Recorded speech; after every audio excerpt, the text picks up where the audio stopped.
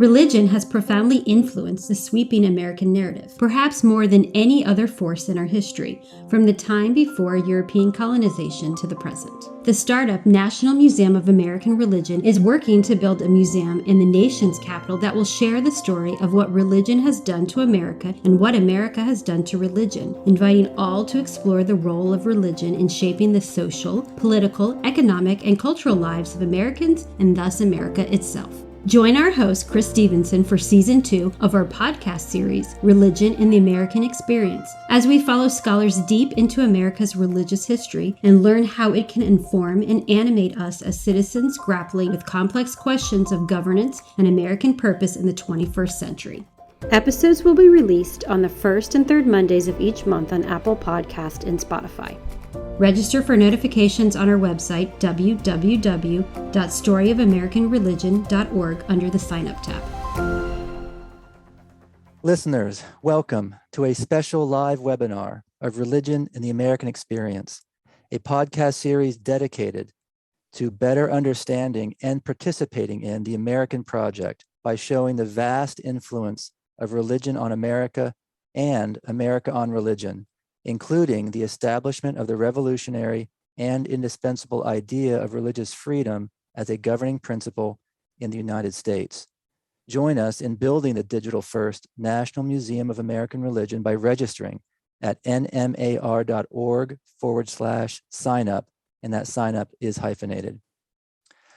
The recent discoveries of more than 1,300 unmarked graves at the sites of 4 former residential schools in Western Canada have shocked and horrified Canadians and the entire world. This has spurred an interest here in the United States to understand the history of our Native American boarding schools. U.S. Secretary of the Interior Deb Haaland announced a federal Indian boarding school initiative, a comprehensive review of the troubled legacy of federal boarding school policies. Since many of these schools were run by religious orders, the National Museum of American Religion felt that we should convene a panel of experts to discuss religion's role in our Native American boarding school history. We'll answer any questions you have, listeners, at about the 50-minute mark, so submit them in the chat window.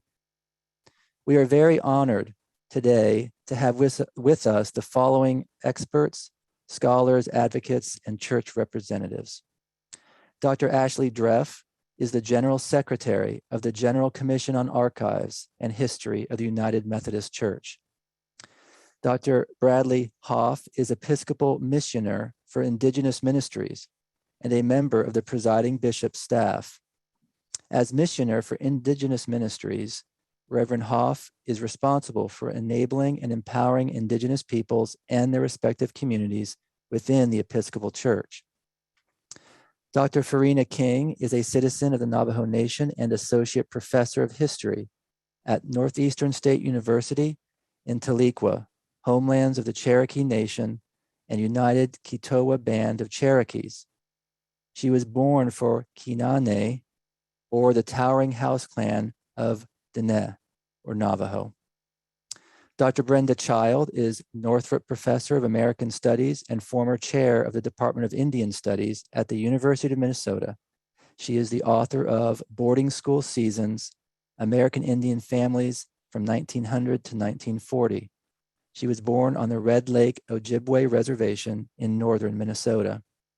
And finally, we have Christine Dindisi McCleve, who is an Indigenous consultant and a doctoral student in Indigenous Studies at the University of Alaska Fairbanks, where she is focusing on healing historical trauma through the use of traditional plant medicines.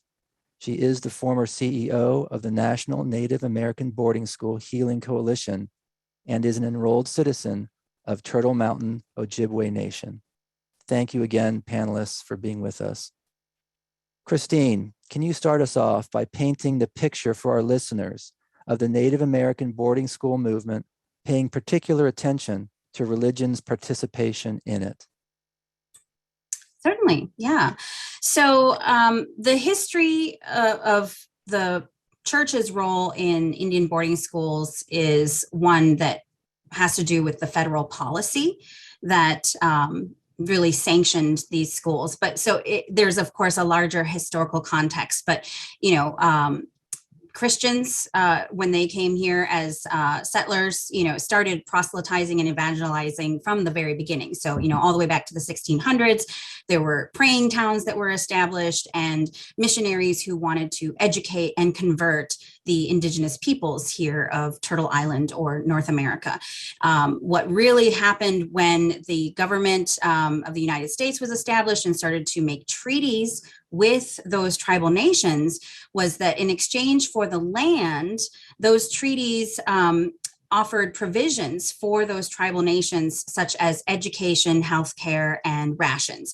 Under the provisions of education in those treaties, the government established the Indian Civilization Fund Act of 1819 to, administer these promises that they made in the treaties. And what they found then was that they had some problems with corrupt Indian agents because the Bureau of Indian Affairs was established under the Department of War. Previously, the Army had been told to kill all the Native Americans and, remove them from their homelands. And now they were charged with delivering rations and healthcare and education. So obviously there was, some hate and some racism going on there. And so by the mid 1800s, 1869, thereabouts, President Grant issued a peace policy, which meant two things. One, he said, we're at peace with the Indian nations now. And so there was an end to treaty making, although that was not true. There were still Indian wars and Indian massacres going on.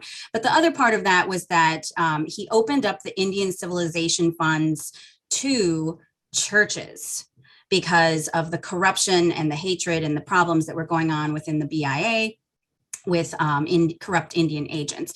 So that is where we get access to, or we have the development of federally funded church-run Indian boarding schools. So it's not to say that churches weren't already educating Native people and children, but now they had access to federal funding. So in some cases where they may have had a school already, and then these federal funds came available, obviously most of them took advantage of that and applied for the funding. I've talked to several of these schools, and as they look into their history, they, are adamant that they never took federal funding. Well, it doesn't matter. They're part of this larger history of, nearly 400 of these assimilative boarding schools here in the United States that, had a policy to remove the children far away from their home so that they could not return to their family, so that they would be removed from their community to make the assimilation process easier. Their language, their culture was prohibited, but more so the church-run schools forcibly converted them. So not only did they, often punish them with physical punishment if they prayed in their traditional ways or participated in ceremonies or held on to any of their indigenous beliefs about their spirituality, but they forcibly converted them to Christianity. They renamed them and gave them Christian English names and made them attend church services and mass and whatnot.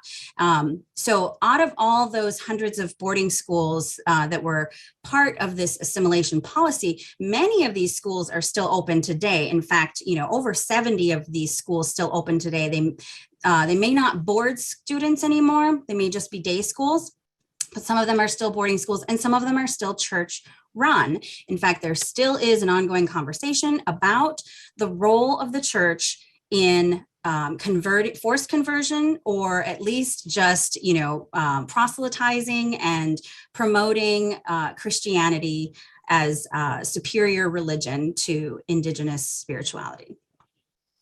Okay, well, thank you. That was super, super helpful. I appreciate that broad foundation for our discussion, Christine. Brenda, I'm going to turn to you and ask you if you can give us, let's see, anything else from the historical record, add to what Christine said. You as a professor of history with, specialty in this area, what can you add to that picture that Christine painted for us? Yeah, so I guess what I would say about the history of government boarding schools, and this is something that's been a topic with me for a very, very long time because it was a subject of my first book. But what I have primarily studied as a historian are the off-reservation boarding schools established by the United States after Carlisle, the school founded in 19th century Pennsylvania. And there were, by the turn of the century, about 25 government boarding schools, off-reservation boarding schools operating from Carlisle to the Midwest to areas farther west, way out to, the Sherman Indian School and out on the West Coast. And so what I would say, even those were the federally funded schools, that dominated Indian education for about 50 years in the United States.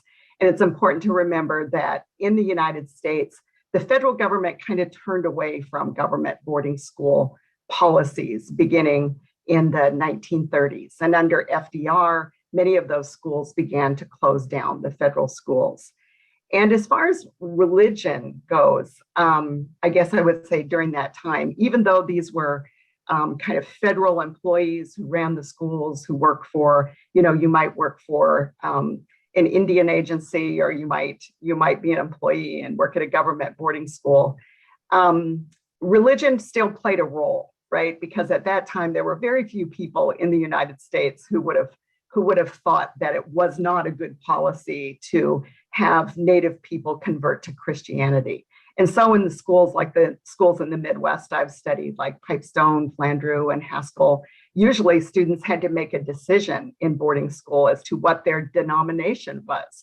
Were you a Protestant, and where I'm from in northern Minnesota, it's been kind of the Episcopalians have been very influential on the various reservations, or where I'm from at Red Lake, not in all the reservations, but in one community in particular, the Catholic Church was very dominant.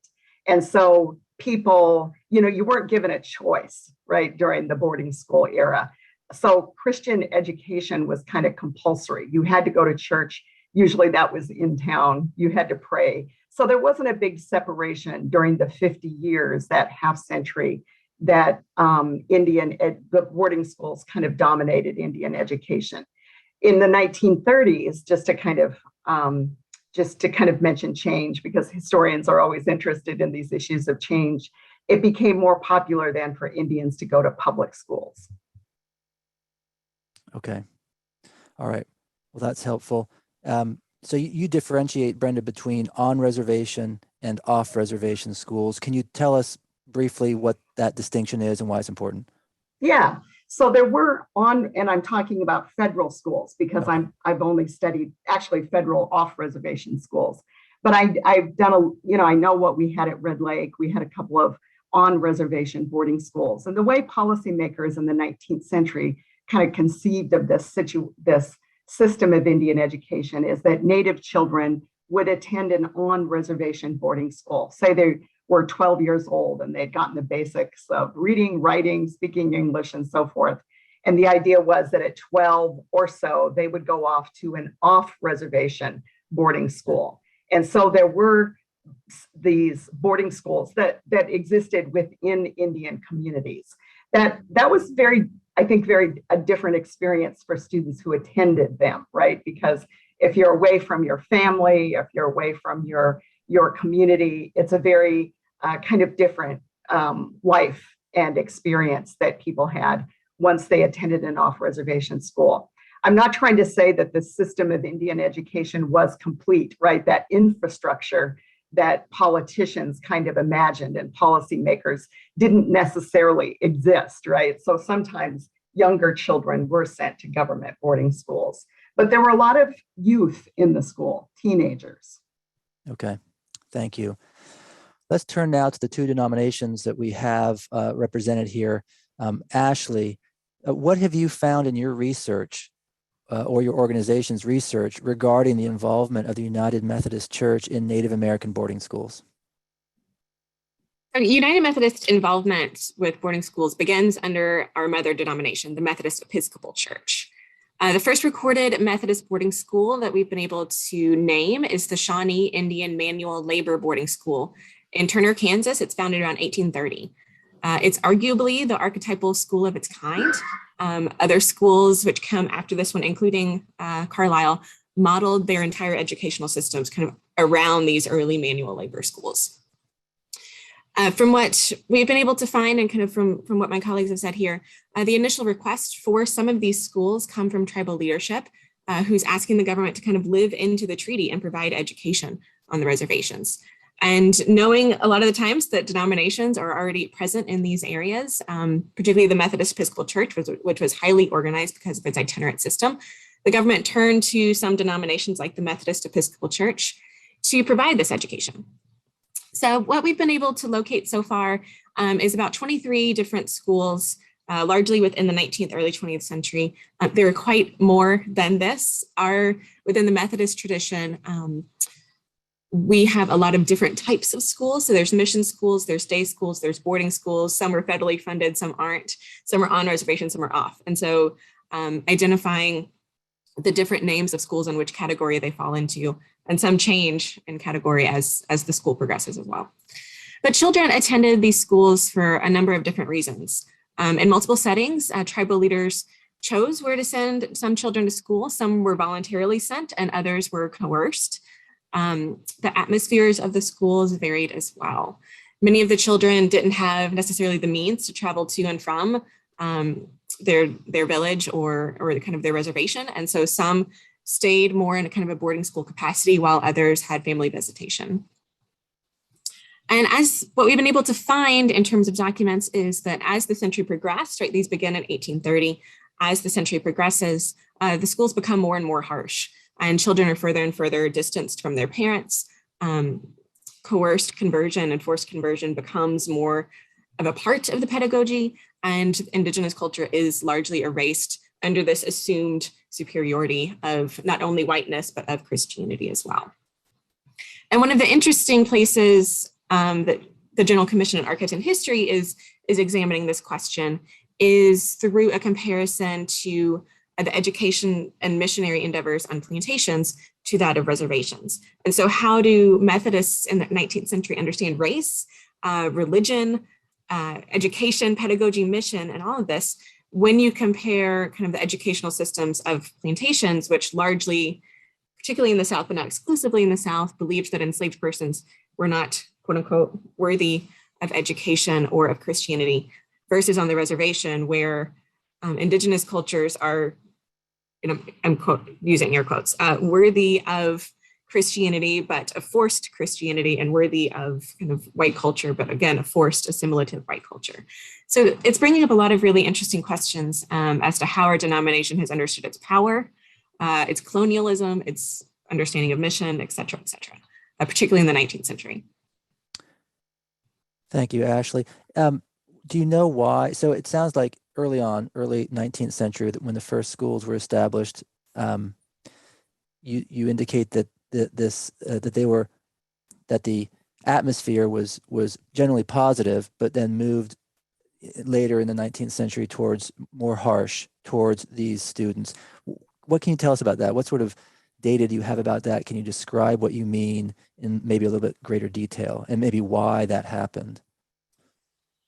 I can't pin down one concrete reason as to why. My kind of best guess would be that, the increased racism as the 19th century progresses, the assumed, and again, quotes, manifest destiny or doctrine of discovery that's going forward as white settlers kind of push into the West. I think there are more and more encounters of white settlers and colonizers with Indigenous culture, and that's going to breed more racism and more misunderstandings of cultural perceptions. And so that's what I would attribute to kind of the increased harsh treatment. I think you also have more and more missionary societies being developed in the Methodist tradition as the century progresses. And so that's also going to kind of feed and fuel the racism and then the harsh treatment and the assumed superiority of Methodists. Okay. And when you say assumed superiority, was that I can't imagine. I mean, was that sort of an official doctrine of the Methodist Church? What was their official stance towards Native Americans? And maybe there's not an official stance, but what do you find? The closest thing, I don't have a quote unquote official stance, but the only body that can speak for the United Methodist Church is the General Conference. I don't have the quote in front of me, but in the 1860s, kind of right around the Sand Creek Massacre, which Methodist clergy were largely responsible for. There's a quote from our Book of Discipline from the General Conference Minutes that describes Methodists as religiously, racially, culturally superior to Indigenous persons. So that's about as close as you can get to an official stance, Sure. Being in the General Conference Minutes and spoken from the floor. Okay, thank you, Ashley. Bradley, let's turn to the Episcopal Church. What have you found in your research regarding the involvement of the Episcopal Church in Native American boarding schools? Palamia, thank you. I just want to start out by saying that this is a very personal issue for me and for my family. My parents were raised in the boarding schools in South Dakota. My father was raised in the federal boarding school at Pine Ridge, and my mother was raised in St. Mary's Episcopal School for Indian girls in Springfield, South Dakota. Additionally, my mother's great-grandfather was a student at Carlisle, Indian Industrial School in Pennsylvania. So I've known about these schools my entire life. I heard stories about them from my parents and other relatives. It's part of the narrative that I grew up with. However, there are many people who have not heard the stories, and they're just learning about all of this for the first time, including in the Episcopal Church. So many Episcopalians were surprised and shocked last year when our presiding Bishop Curry and President of the House of Deputies, Gay Jennings, issued a statement acknowledging that the Episcopal Church operated Indigenous boarding schools in the 19th and early 20th century, repenting of the sin of that activity and calling for learning and listening to the history and the stories of the Indigenous people who were victimized by this enforced assimilation process that the church helped initiate. So there's many of us in this denomination that are just hearing about this for the first time. There are a variety of different responses to that. There are some who are outraged and they want the church to do something right now. And why haven't we been doing something all along? And that's not really so much an Indigenous response. That comes more from non-Indigenous congregations and dioceses and individuals. The Indigenous response is more along the line of, okay, finally, you've heard about this. We've been trying to tell it to you for decades. Let's spend time with this. Let's talk about it. Let's tell the stories. Let's hear the pain. Let's not rush into any kind of quick solution or fix so that it can be a one and done deal where the matter is resolved and we can just forget about it. We can't forget about it. We need to continue to spend time with it and listen and learn. So at this point, we don't have a long-term strategy specifically developed. Right now, what we're doing is listening. We're trying to learn as much as we can about the Episcopal Church's involvement with these schools and see where that will lead us. I'm baffled that there's a lot we don't know in the Episcopal Church about these schools that our denomination operated in the late 19th and early 20th centuries. I've been doing some research on my own, mainly in South Dakota, and the archives of the Diocese of South Dakota. And it was the diocese that operated the Indigenous boarding schools there, the sectarian ones or the church ones. There's not a lot of records that are available. There are huge gaps within the years. And I imagine that that's the way it is with the other dioceses as well. The records tragically are either not there or they were not well kept. I know of 5 schools that operated in South Dakota: St. John's on the Cheyenne River, St. Elizabeth's on the Standing Rock Reservation, St. Paul's on the Yankton Mission, the Bishop Hare Industrial School in Rosebud, and then St. Mary's. St. Mary's had 3 locations. It burned down twice and had to be rebuilt or relocated. St. Mary's was an all-girls school. That's the one my mother attended. And it operated from the late 19th century all the way up into the 1980s before it closed due to a lack of funds and students.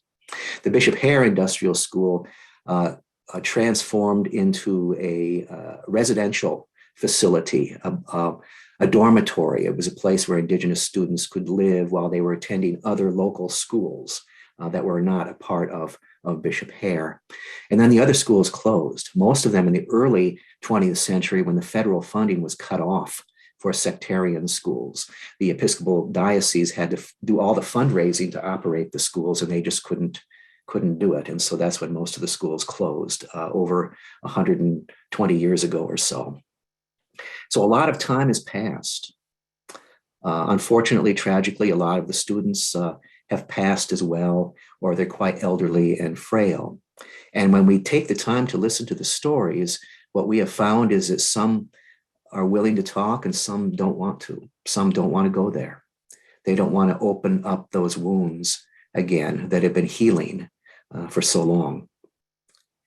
It therefore has been a very careful process, and we want to carefully proceed as we move forward. Bradley, thank you for that. Can you describe your parents' religious education in the two schools they attended? Can you give us a sense from their experience of what that was for them? How did religion play a role in their sort of day-to-day?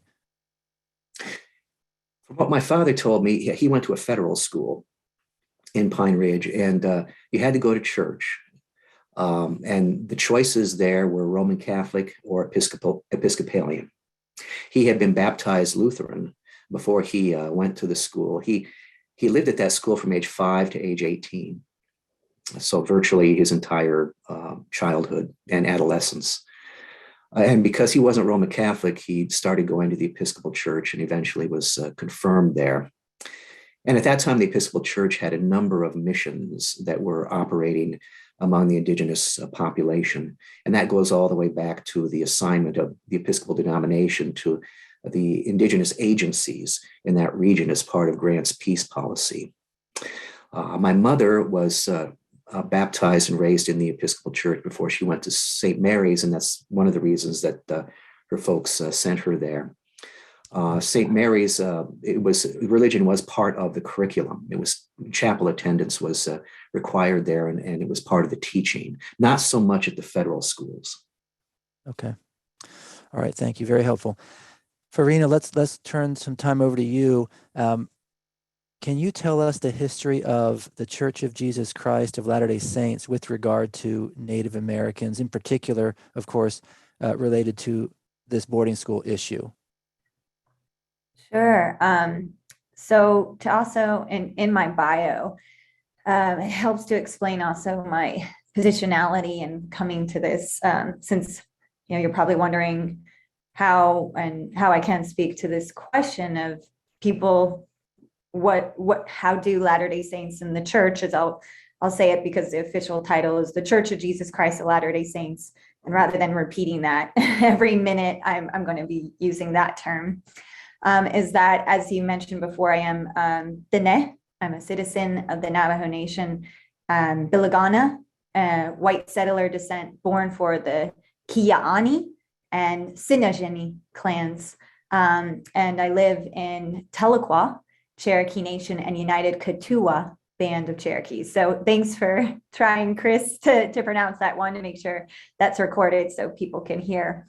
And my parents met at Brigham Young University. They are both converts who joined the Church of Jesus Christ of Latter-day Saints as young adults. My father, who is Dene, just a story to, I think, embodies a lot of the connections between the history of the church. And I'm actually working on a book of Dene Do Gamali, a memoir of Navajo Latter-day Saints in the 20th century. So when we say Native American, also keeping in mind, I'm really honored to be here with the diverse voices. Of course, no single Native American is the same, even within a tribal nation, and the diversity and all the different experiences.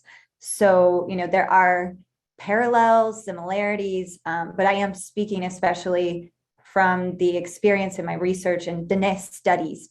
So my father went to boarding school, Fort Wingate, and also was at Rhema, a dormitory. And people don't talk about how there's boarding school experience or very intersecting, intertwined experience that aren't necessarily in what people recognize as a federal Indian boarding school, where a lot of the emphasis has been on. And so I'm glad we're having this conversation about denominations and religion and ways that there are these interconnections. It's a messy web, these different threads, and they're entangled. And my father, when he was going to the Rhema dormitory, it technically was a public school he was attending, but he was also having a very boarding school assimilationist kind of education, staying far away from home and living in a dorm to go to school in a predominantly Latter-day Saint community, Rhema. And that, like Brenda, Dr. Child had mentioned before, he had to choose a religion, kind of, my father talked about it as if it was signing up for a club.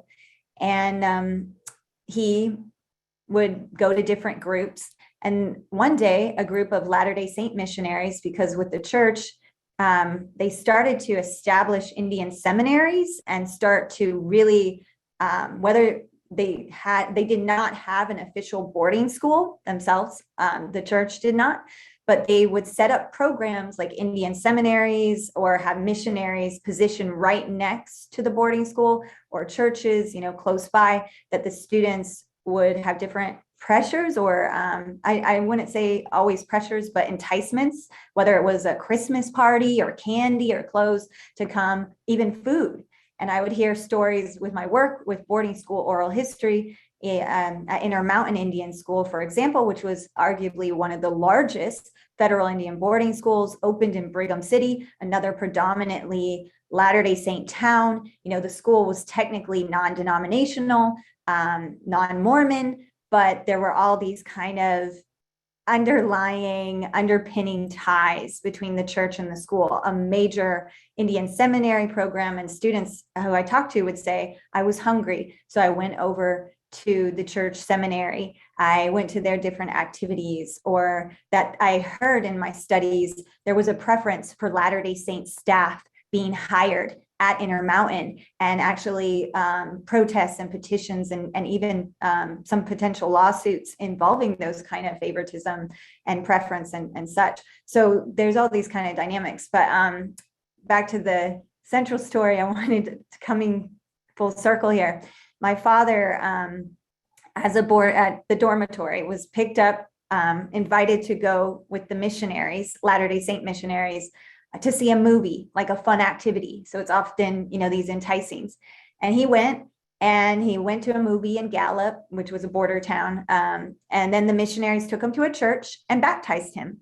And he had no idea. They didn't ask, his family or anything. And nothing happened after that. As my father shares, he says, I didn't have a testimony. I wasn't converted. He just became a number because missionaries were pressured to keep track of the statistics, or maybe even their mindset. They thought, well, at least, they're being saved. I mean, I don't know what was going on in those missionaries' heads, even though, I'm learning different stories and talking to former missionaries of these regions and areas too.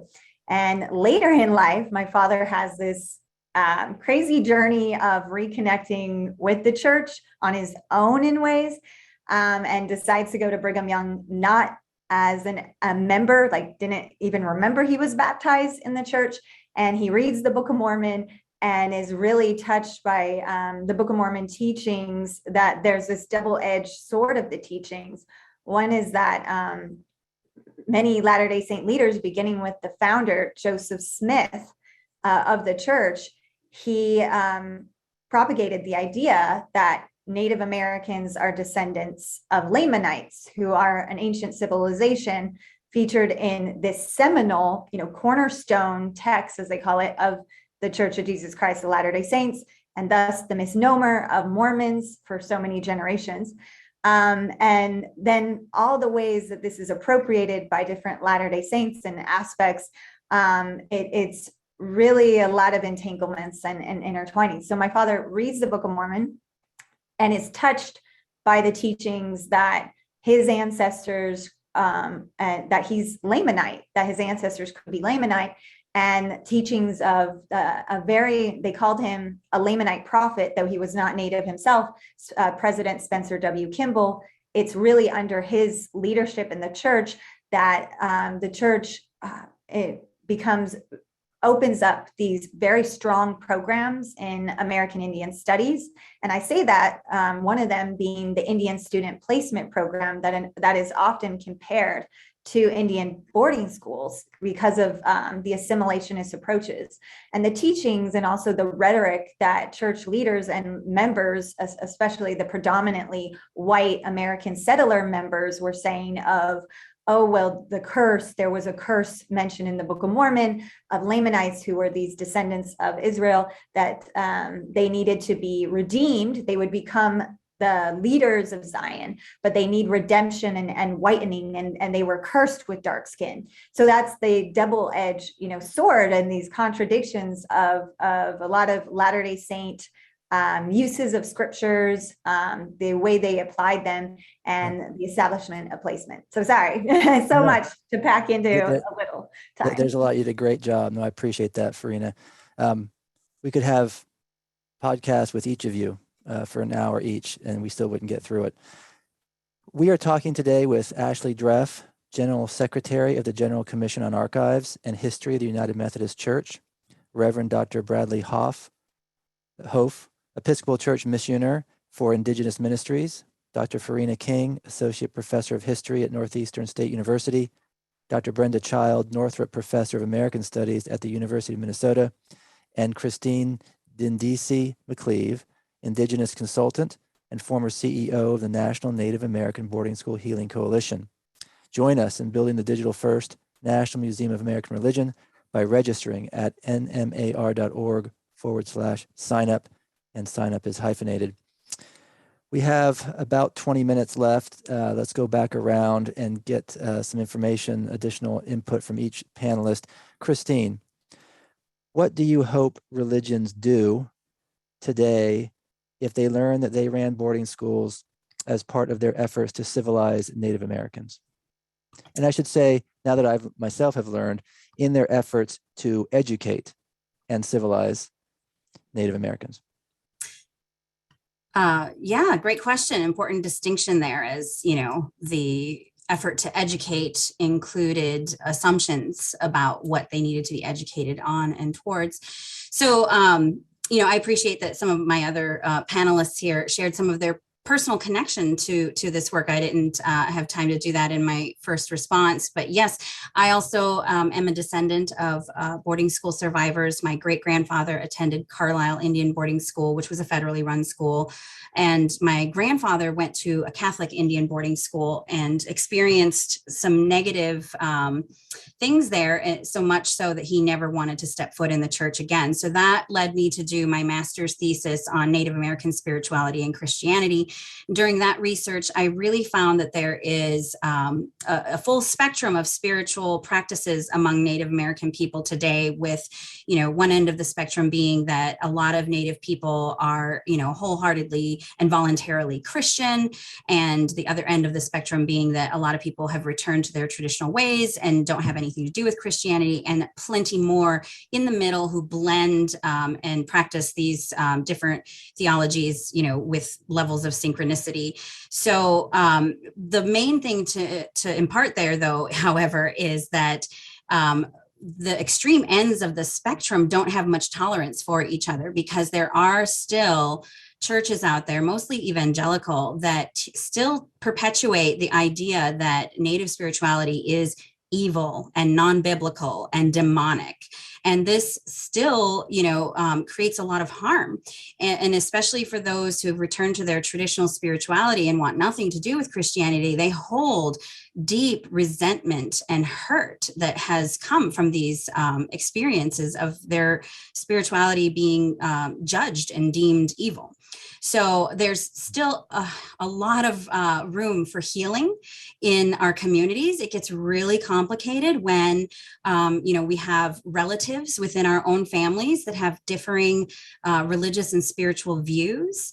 It becomes hard to practice that tolerance and acceptance and compassion for each other when there's, still that underlying historical trauma and hurt that comes from this history of forced conversion. And it's not just forced conversion and the fact that they really, stole our way of living. Hearing Dr. King, I made a note to myself, they not only stole our language and our culture and our ceremonies, they stole our ancestors. I mean, that's just my perspective. But the church needs to examine its role, not only in the boarding schools, but its relationship to expanding colonial empire on a global basis, and its role in, taking the lands from Indigenous peoples and propagating this system of, Western ideology and capitalism, and then not only the harms that came from that land acquisition and wealth building on the backs of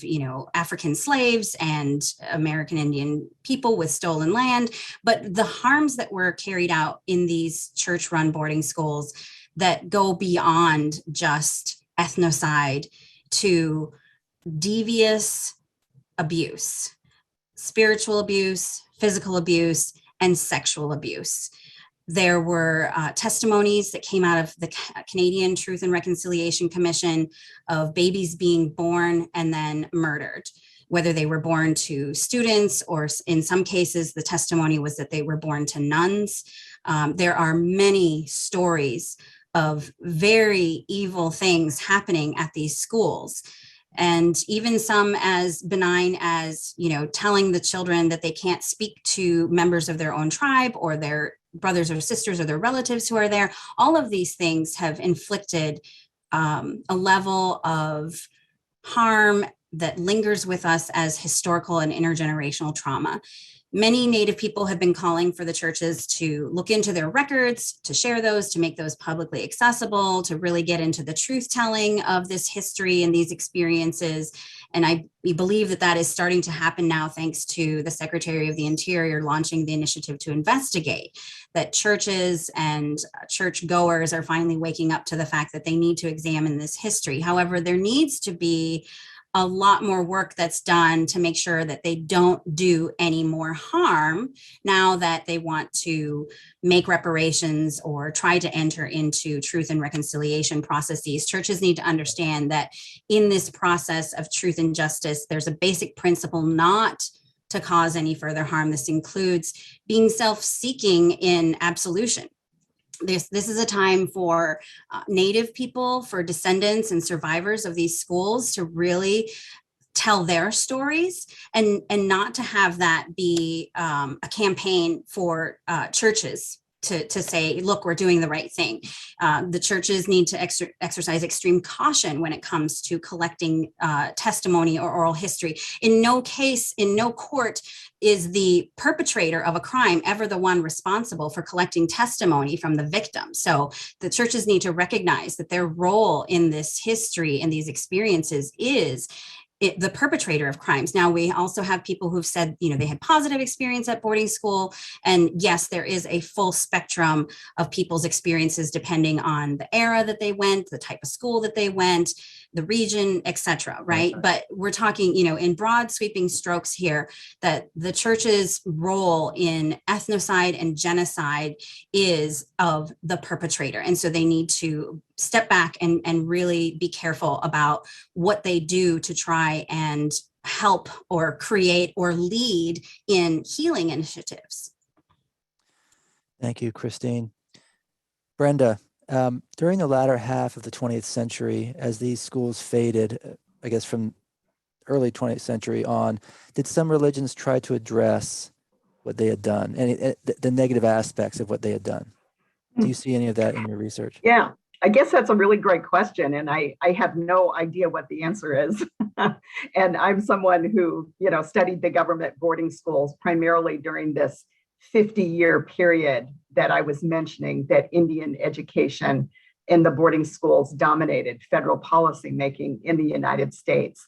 And I think it's important to still talk about the federal boarding schools during the 1930s because they played such an important role in poverty relief. So that's somewhat ironic that for the federal schools, that even as the federal government kind of turns away from the government boarding school as an institution, that Native demand in the 1930s kept the schools going. I know that's very much the case in the Midwest. And there are many, many Indian people who asked to send their children, somewhat ironically, to government boarding school in the 1930s because of their own poverty, the recent dispossession they had experienced, the unemployment they were experiencing with the Great Depression. So it's kind of ironic that in terms of the federal schools, I've never studied mission schools, so I don't know about them, but that the system kind of ends on this note that's very tied in with the Great Depression.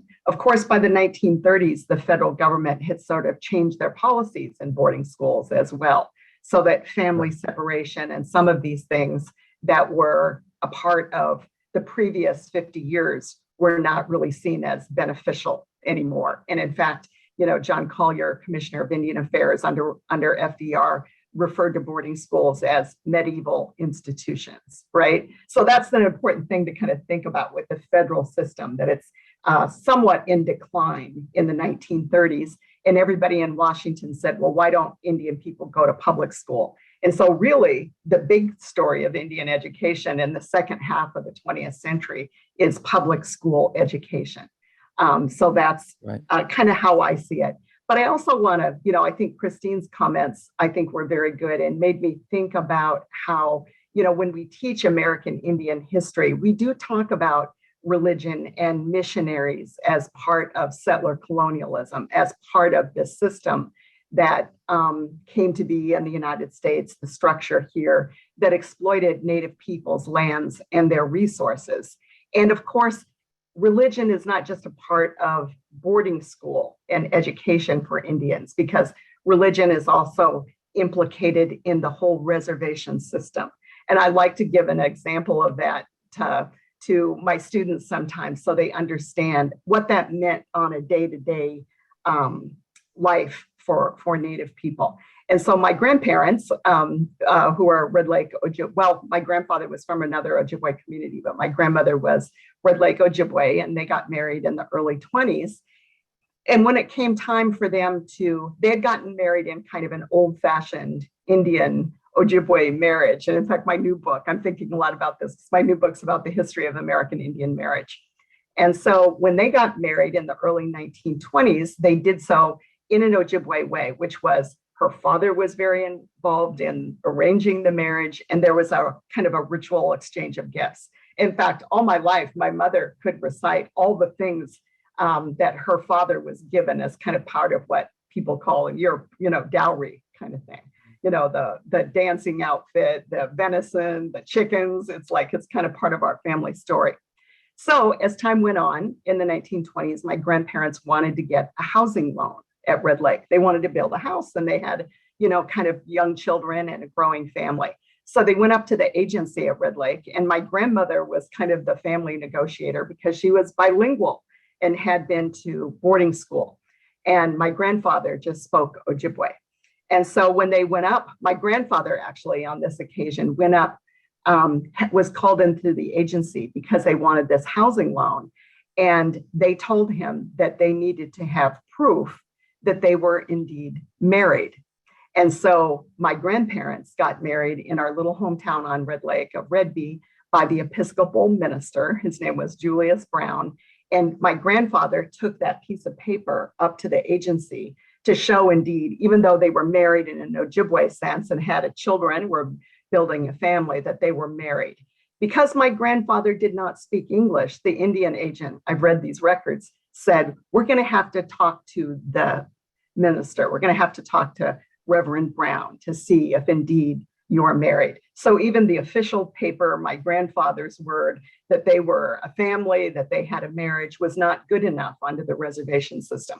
Well, then Julius Brown came through for my grandparents. He said, yes, indeed, they are married. And you can see how the tone shifts on the reservation. They get a housing loan. Suddenly they're a nice, desirable couple instead of all this skepticism about their status. You know, they commented on my grandmother's, was he really the father of her children? You know, all kinds of meddling, right, that the agency did. And so it's important for us to realize that the reservation system is also there and part of boarding schools, and that it was very implicated, you know, the missionaries, the role of religion, in a way that I don't think exists today, but it certainly existed during that that kind of 50, well, I would say during the allotment and assimilation years, that 50-year period, and continued to be very influential for a very long time.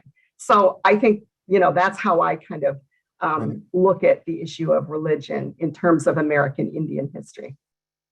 Thank you. That's super helpful, Brenda. Let's see. Let's ask these last.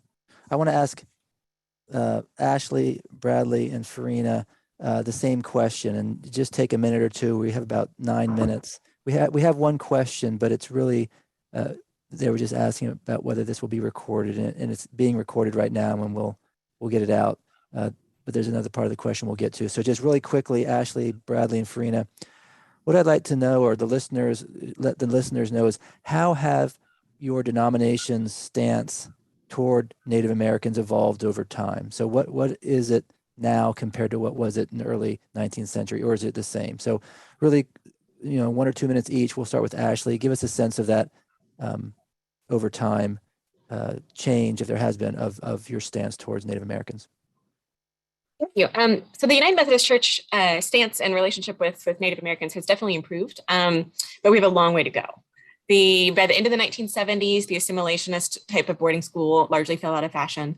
In 1972, the United Methodist Church's General Conference acknowledged the importance and authority of the Oklahoma Indian Mission Conference and gave it the same rights and powers as all other annual conferences. However, it does remain a missionary conference because the United Methodist Church wants to ensure that Indigenous persons are ministered with in ways that exist outside of the institutional power structure that's caused past harm. A couple other ways are through research and accountability, holding ourselves accountable to our past. In 2012, the General Conference authorized research into the 1860 Sand Creek Massacre, where Methodists were largely responsible for the slaughtering of about 200 Cheyenne and Arapaho persons. And so we've done a lot of research into that and kind of are still in the process of holding ourselves accountable for that. The agency I oversee is the General Commission on Archives and History. We have been looking at the land of our heritage landmarks within the United Methodist Church. And for example, the Wyandotte Mission is one of our earliest missions. It was founded in 1819. And in 2019, we gave the land back to the Wyandotte. And so we're doing this on a lot of different levels in a lot of different ways, but we recognize that a lot of harm has been done and we have a long way to go. Thank you, Ashley. Bradley. In 2009, the Episcopal Church repudiated the doctrine of discovery. And that was an important first step because the residential schools, the boarding schools, the whole colonization process of the Western Hemisphere, all of that goes back to the doctrine of discovery. The decrees, the papal decrees from the 15th century, the Dum Diversas, the Romanus Pontifex, and the Inter Cetera, which called for the colonization of Africa and the Western Hemisphere by the Christian European nations, the taking of land and the subjugation of the peoples of the land in those regions. That all goes back to the church. That was its origins. And the gospel of Jesus Christ, tragically, unfortunately, was brought to the Western Hemisphere along with the narrative of colonization and white supremacy. Those narratives have not yet been effectively separated from each other. There are still white supremacists who consider themselves good Christians, and they don't see a conflict at all between the two of them. As awful and distorted as that comes across to most of us, it is true. So repudiating all of that was an important first step.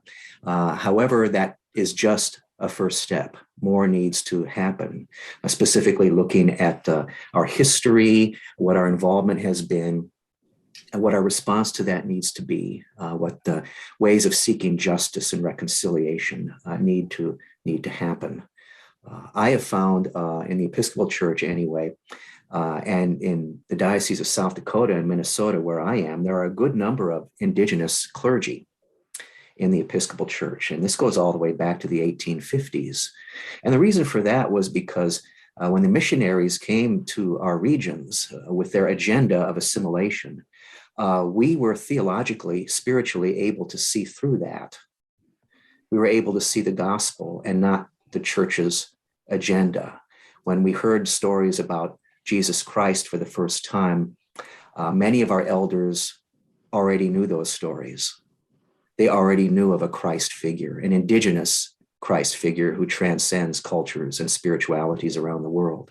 They didn't know about the first century Jesus of Nazareth, the Palestinian Jew, but they knew Christ and recognized Christ in those gospel stories, such to the extent that my elders would say, Jesus must have been a Lakota, because only a Lakota would be so brave. Only a Lakota would be so wise. Only a Lakota would be so generous. Only a Lakota would go to his death with such honor and integrity. And so that's what we have been embracing. And that's what I think helps Indigenous people, at least in the Episcopal Church, to be Christian, is to know that our narrative is our narrative and Christ is found within it. We don't claim the narrative of Israel. The narrative of Israel is a narrative of colonization. We claim the narrative of the indigenous peoples of the Old Testament, the Canaanites, the Jebusites, the Perizzites, the Hittites. We see things from a very different perspective, but it's what helps us to be Christian. Thank you, Bradley. Farina, you're not a representative of the Church of Jesus Christ of Latter-day Saints. We have about 3 minutes. Can you give us a 1 minute description of how perhaps this church has evolved over time from when it had the Indian student placement programs to now? Just a minute of your observation. So the placement program ran from 1947 to 2000, but the history, goes back to, as I mentioned, the founding of the church. I mean, lots of diverse Native American experiences, Catawba, Northwestern Banishes, Shawnee, so many, including, you could look at all these different cases. But I think a major part of change over time that we see was Lamanite once was synonymous. It was used to refer to all of these different Native American peoples and tribal nations by church leaders, by, revered prophets in the church.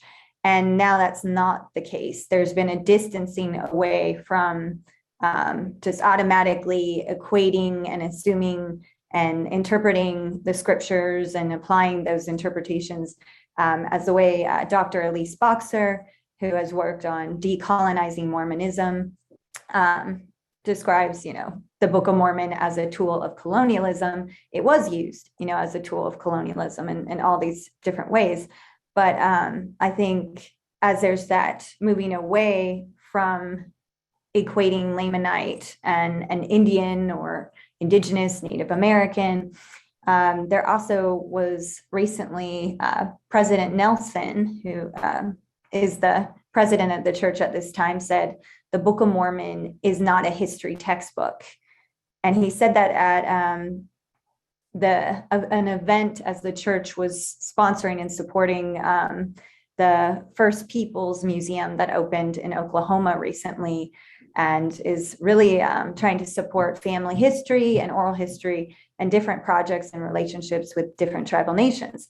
But I think to wrap this up, the church has very, very far to go, because as mentioned by some of the panelists here today, actually most Latter-day Saints have no idea about the placement program. And I know I couldn't even get into that. They have no idea about all these intertwined histories with Native Americans.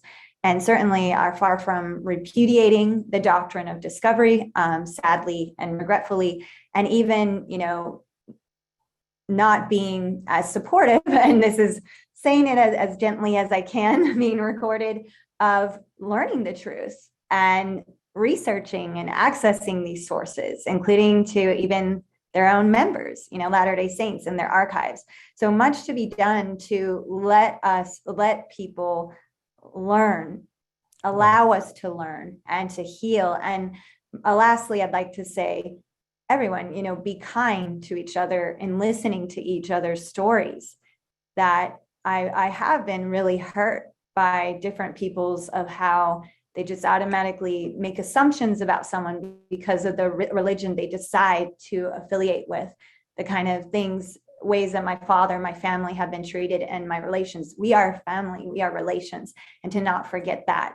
Whatever choice people make in their life, how do we come to see that we're five-fingered people, we are human, and that respect and kindness. So that's something I'll say in all regards, including, of course, to people who have been so destructive and violent and hurtful towards other people, of course. Thank you. Thank you, Farina. You have the last word. We have been talking with Ashley Dreff, General Secretary of the General Commission on Archives and History of the United Methodist Church, Reverend Dr. Bradley Hof, Episcopal Church Missioner for Indigenous Ministries, Dr. Farina King, Associate Professor of History at Northeastern State University, Dr. Brenda Child, Northrop Professor of American Studies at the University of Minnesota, and Christine Dindisi McCleve, Indigenous Consultant and former CEO of the National Native American Boarding School Healing Coalition. Panelists, thank you so very much for being with us today and providing compelling information about the history of religion's role in Native American boarding schools, which has helped us to understand America more deeply and be more equipped to participate in the nation's reckoning with its treatment of Native Americans, with an eye to improving and preserving the American experiment in self-government. Thank you very much. The podcast series, Religion in the American Experience, is a project of the National Museum of American Religion. Episodes will be released on the first and third Mondays of each month on Apple Podcast and Spotify. Register for notifications on our website, www.storyofamericanreligion.org, under the Sign Up tab.